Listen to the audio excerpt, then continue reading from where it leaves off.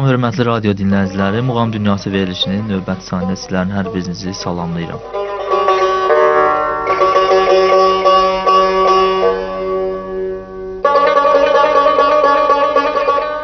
Həmişə olduğu kimi ənənəmizə uyğun olaraq bu gün də Muğam Dünyası verilişinin aparıcısı Vahid müəllim və mən olacağam. Hörmətli radio dinləyicilərimiz, xoş gördük sizləri.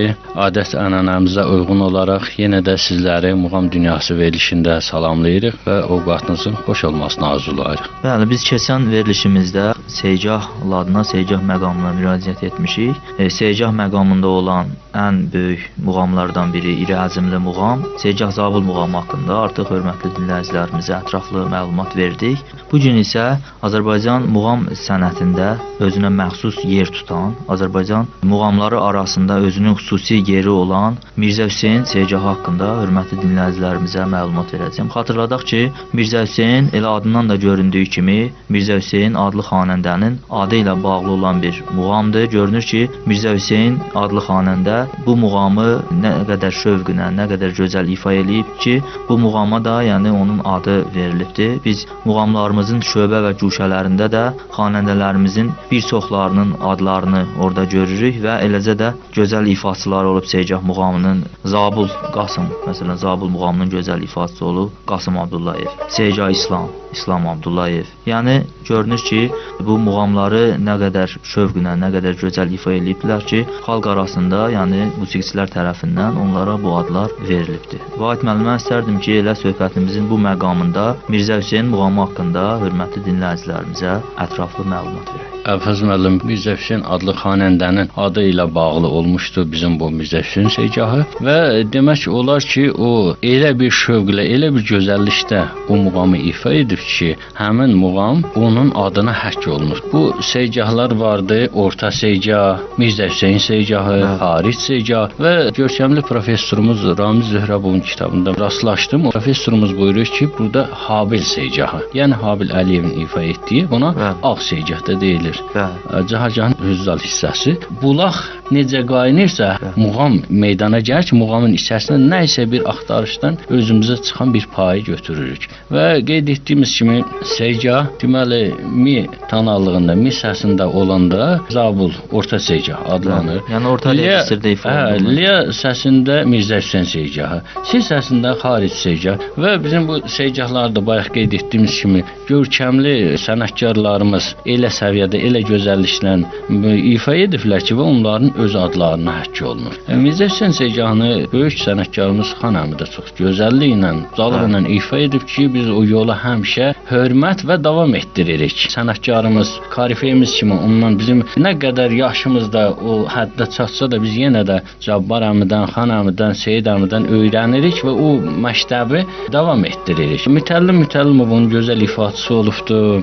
Yaqub əmi gözəl ifaçısı olubdur. Bu gün də deyərdim ki, xanəndəlik sənətində gənc ifaçılar Mirzə Hüseyn Segahına müraciət edirlər. Çox gözəl ustalığıyla da ifa edirlər. Bunlardan müsabiqə laureatlarının bir neçəsinin adını da çəkə bilərik. Bizim dinləyicilərimizə də bəllidir, onlar çox-çox dinləyirlər. Təyyar məsəl gözəl ifa elibdir, Bəyim xanım gözəl ifa elibdir, Güllü Muradova gözəl Mirzə Hüseyn ifa elibdir. Yəni bu müsabiqələrin keçirilməkdə də bizim bu muğam məktəbinə, muğam davamlılığına böyük əməyi nəticəsi vardır ki, bu olar ki, muğam sənətimiz onların sayəsində inkişaf eləyir, inkişafa doğru addımlayır. Vahid müəllim, çox gözəl qeyd elədiniz. Mən bir şey də xatırladım ki, yəni əvvəllər xanəndənin səsini yoxlamaq üçün, savadını, biliyini yoxlamaq üçün muğamları oxutdururdular, yəni onun hansı səviyyədə olduğunu yəni izah eləyirdilər, tapırdılar. Segah muğamını oxumaq isə hər xanəndənin işi deyil. Segah muğamı mən deyərdim ki, muğamlar arasında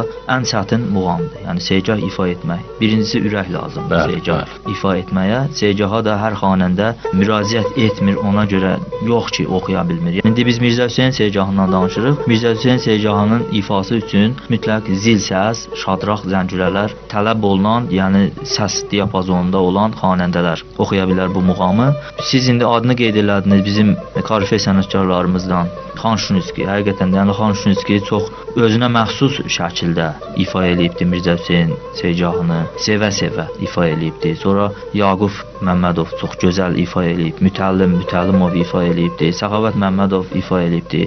Yəni bu zilxan xanəndələr üçün bir növ səs göstərmək imkanı da yaradır bu muğamı ifa etmək. Biz artıq Manəndi müxalif şöbəsi haqqında keçən verilişimizdə, yəni Zabul Seycah muğamına aid olan verilişimizdə məlumat vermişik, amma mən istərdim ki, qısaca da olsa hörmətli dinləyicilərimizə məlumat verək Manəndi müxalif şöbəsi haqqında. Hafız müəllim, Manəndi müxalif sözü, yəni müxalifə bənzər deməkdir.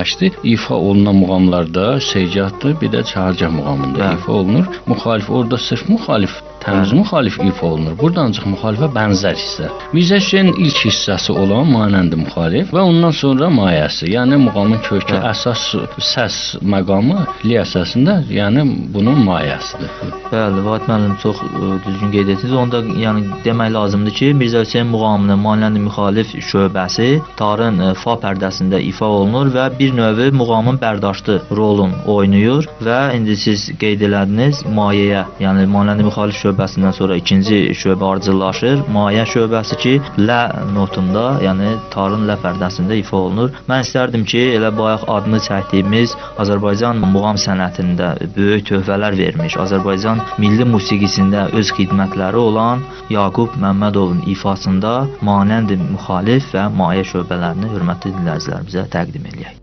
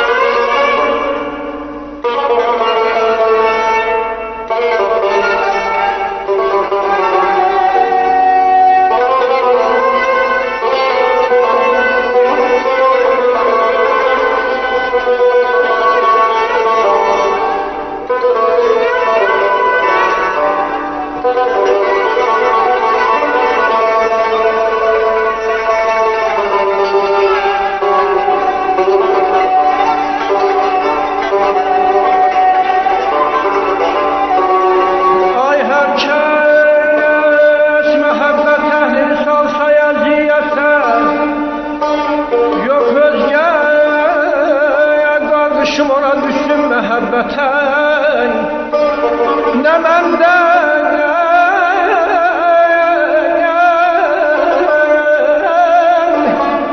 nə məndən bir kənara qaşığına yaxın gəlir. Kim öyrətdi buradı qəmzəli yola fətə yaman aman aman Vedad aman aman yaydan da xaydan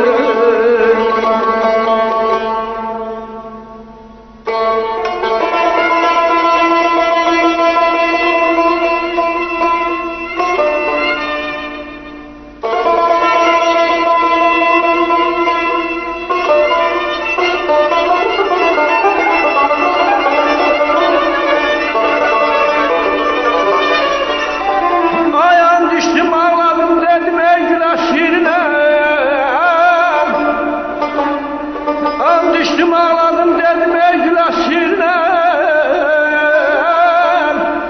Ne yandım ay inandım ne geldim ülvətə Ay aşık gerek Ay aşık gerek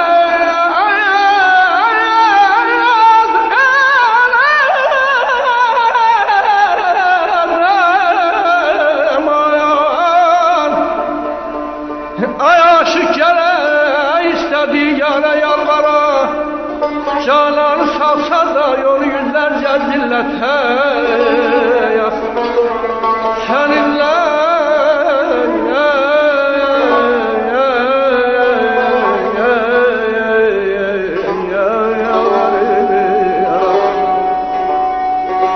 Seninle hoş geçeydi hayatım bu yehdeyem Tanrım da güzelim razıdır boyla niyete Mecnun vefasız olduğunun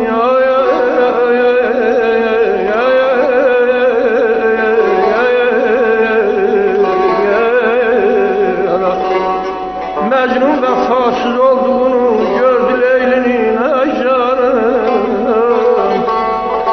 Terk etti öz diyarını üst tuttu gurbete Sağlığında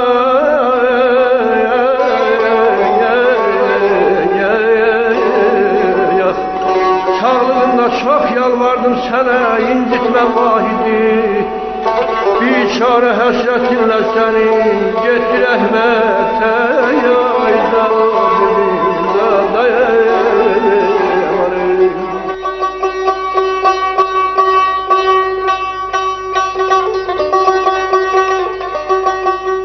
Bəli, Vahid müəllim, bu gözəl ifanı biz dinlədik. Doğrudan da özünə məxsus şəkildə ifa eləmişdi mərhum sənətkarımız Yaqub Məmmədov. Vahid müəllim, Segah ladında, Segah məqamında biz bilirik ki, bir çox təsniflər var. Bunu qeyd etmək lazımdır. Bir çox rənglər var. Yəni Segah xalqımızın ana laylası kimi doğma olan bir muğamdır. Məsələn, Yaqub Məmmədovun ifa etdiyi təsnif var. Baxdım Maral kimi Əlbaba Məmmədovun təsnifidir.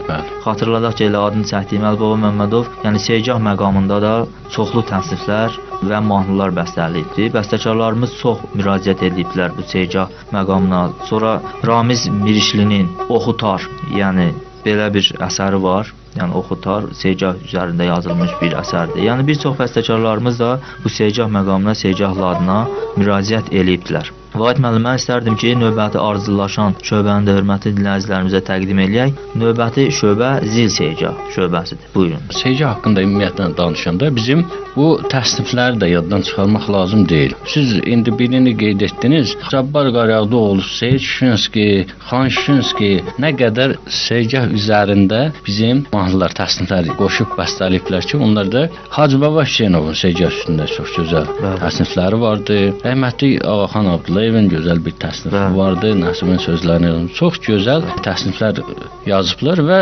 ikinci hissə olaraq Mirzə Hüseyn Segahının mayəsi və Zil Segah şöbələridir ki, ardıcılığından bunlar da gəlir və bu Segahı da istəyərdim ki, Mütəllimovun ifasını da biz dinləyicilərimizə təqdim edək. Bəli, bayaq qeyd etdik, böyük sənətkarlarımızın hər biri özünə xas bir şəkildə, gözəl bir şəkildə ifa ediblər. Mütəllimov da demək olar ki, Mirzə Hüseynə öz möhrünü vurubdur. Necə muğam sənətində biz deyirik ki, muğamın babası adlanır. Muğamın özülü, deyək ki, o əsas şəxsləri, əsas insanları sayılır. Cabbar əmi, Seyid Şuşinski, Xan Şuşinski və deyərdim ki, o muğamda, o segahda ardıcıllaşan, deyək ki, bir insan Mütəllimovdur ki, o da öz möhürünü vurmuşdu həmin muğama, həmin Mirzə Hüseyn segahını gözəlliyinə ifa etmişdi ki, onun bir daha mən deyərdim ki, bənzəri yoxdur. Əvəz ediləcək bir səviyyədə o ifaçısı yox. Vahid müəllim, elə mən istərdim ki, elə həmin ifanda hörmət edilənlərimizə ilə məqamı da təqdim eləyək. Mütəllimovun ifasında Zil Segah şöbəsi.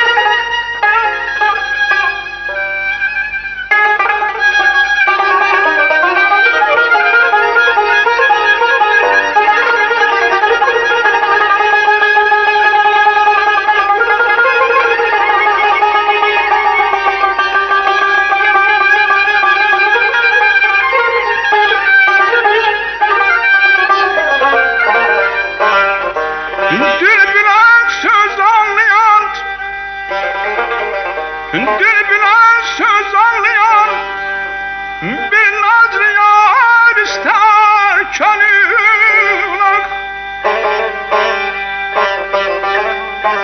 laleden gülden güzel bir nadriyar ister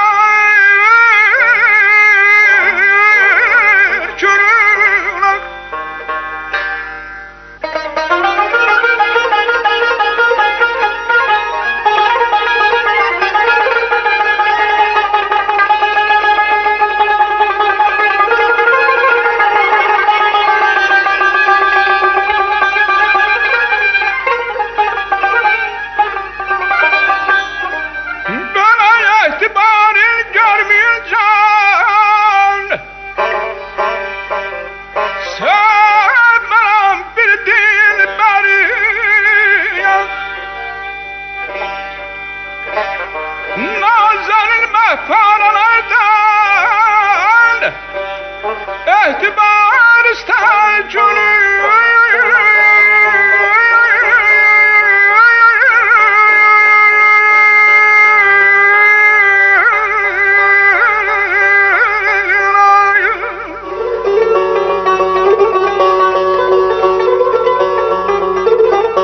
Bəli, biz dəyərli sənətkarımız bənzərsiz səs sahibi olan Mütəllimovun ifasında Mirzə Hüseyn Segah muğamına Zil Segah şöbəsini təqdim etdik. Vahid müəllim, burada yəni artıq ardıcıllaşan şöbə Şikəstəyi Fars və Mübərriqə şöbələrdir ki, biz bu verilişlərdə, yəni rast ladına, rast məqamına, şur məqamına aid olan verilişlərdə artıq Şikəstəyi Fars və Mübərriqə şöbələri haqqında hörmətli dinləyicilərimizə geniş məlumat vermişik. Amma mən istərdim ki, dinləyicilərimizə bu haqda, yəni bu şöbə və cuşələr haqqında məlumat verək. Ayfaz müəllim, biz mütaliə eləyirik muğam bilicilərinin, muğam yazarlarının əsərlərindən və yenə istərdim dinləyicilərimizə o haqda bir məlumat verim. Bizim Cənubi Azərbaycanda Fars əyaləti olubdur. Adı elə adlanıbdır və bu şikəstə sözü də qeyrək sınıq deməkdir. Şikəstə Fars o yerdən bəhrələnib, o addan gəlibdir. Bu yanğı da oradan oyanıb gəldi. Və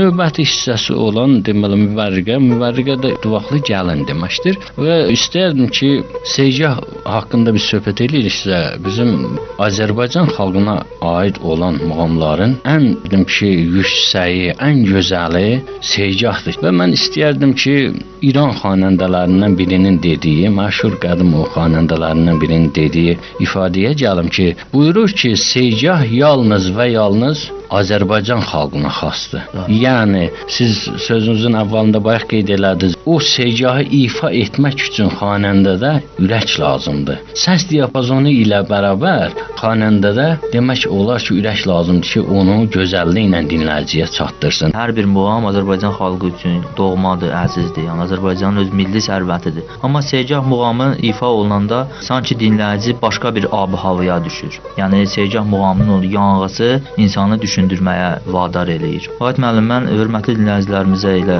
məqamında bir arayış vermək istəyirəm ki, yəni hörmətli dinləyicilərimiz artıq bilirlər, radiomuzun əhatəsi daha da genişlənərək internet vasitəsilə yayımlanır. Naxçıvan tv.az saytına daxil olmaqla radiomuzu canlı dinləyə bilərlər. Vahid müəllim, mən istəyərdim ki, elə bu Mirzə Hüseyn muğamının son şöbələri olan, elə indi onlar haqqında ətraflı məlumat verdiyi o şöbələr haqqında Şikəstə Fars və Müvərriqə şöbələrini də televiziya muğam müsabiqəsinin laureatı olan qaliblərindən biri Bəyim xanım Vəliyevanın ifasında hörmətli dinləyicilərimizə təqdim edək.